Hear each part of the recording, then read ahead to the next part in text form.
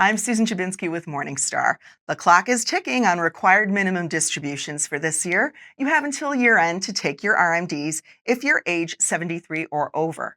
Joining me to discuss what investors need to know about RMDs this year is Christine Benz. She's Morningstar's Director of Personal Finance and Retirement Planning. Christine is also host of the Longview podcast and author of the new best-selling book, How to Retire: 20 Lessons for a Happy, Successful, and Wealthy Retirement. Christine, thanks for being here today. Susan, thank you so much. It's always great to see you. Yeah. Okay, so your first RMD must know for this year is that most investors should probably brace themselves for higher RMDs this year than they had in 2023.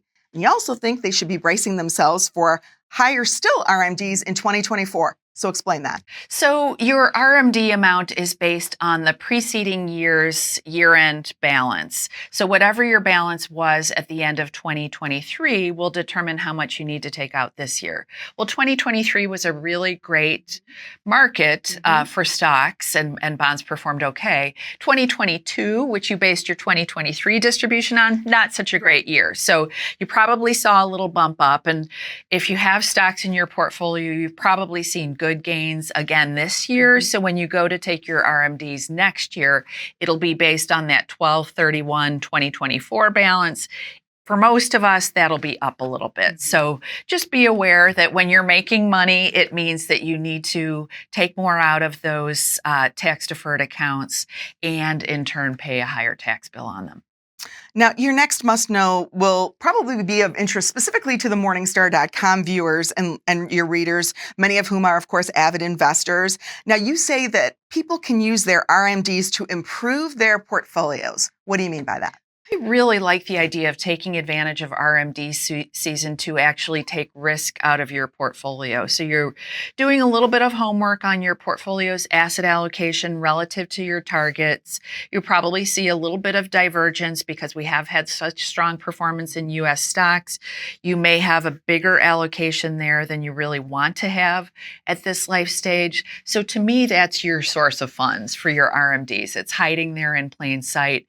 It's a way to reduce risk in your portfolio. You can plow those funds into your cash reserves that you'll use for your spending next year.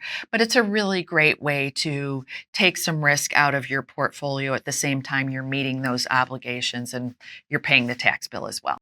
Now, most people assume that RMDs, necessarily lead to taxes, which is why so many people don't actually like them.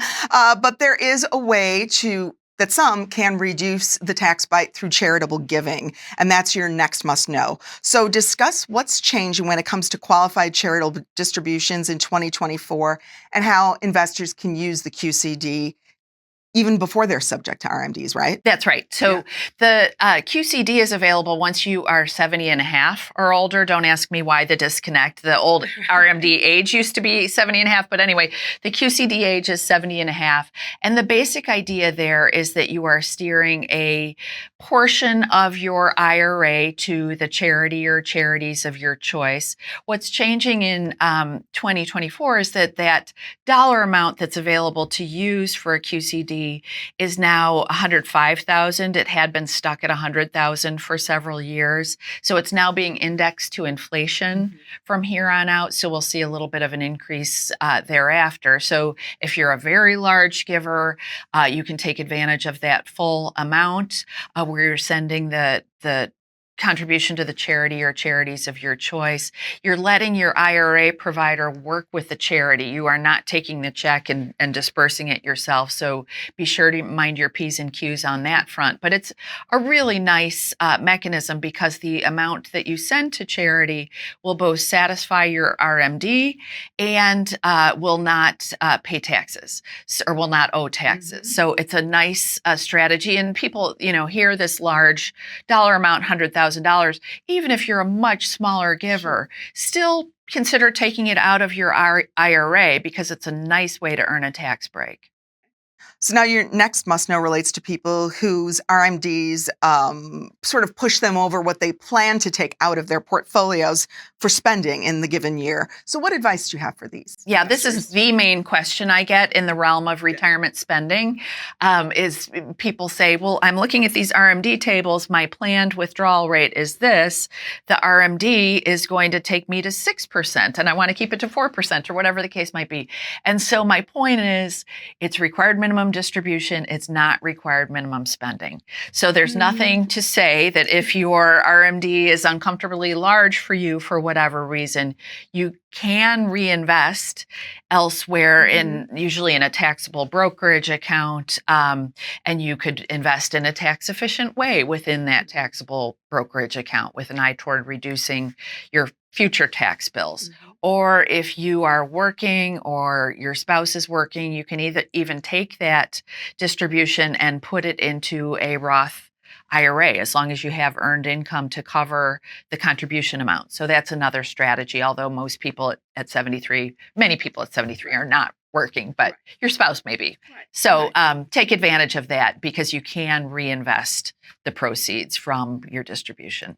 Now, your final must know relates to the penalties that apply if you miss taking that RMD, and that underscores the value of not waiting until the last minute in the year to take that RMD. So talk a little bit about how those penalties have changed over time. Yeah. For people who like to watch my conversations with Ed Slott, they know that we've been over this. So the Secure Act changed the penalties on RMDs. It had been 50% for many years, so you would owe 50% on the amount that you should have taken but didn't.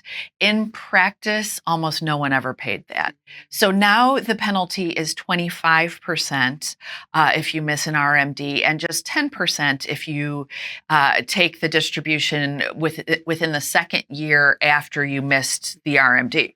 So the penalties have come down a lot, but what Ed and others say is that the IRS is maybe a little more likely to mean business if someone misses the distribution because the penalties aren't quite as extreme as they used to be, that potentially you could run into them. So just be super careful. I like the idea of people potentially taking their RMDs earlier if possible, just to avoid any potential risk on that front. And really the tax benefits of leaving the funds in a bit longer don't add up to all that much. So I don't see a lot of benefit for delaying, especially if taking it earlier gives you peace of mind. Yeah, and checking it off the to-do list for a lot of people like me would be the thing to do. Exactly. Well, thanks for your time today, Christine. We appreciate it. Thank you so much, Susan.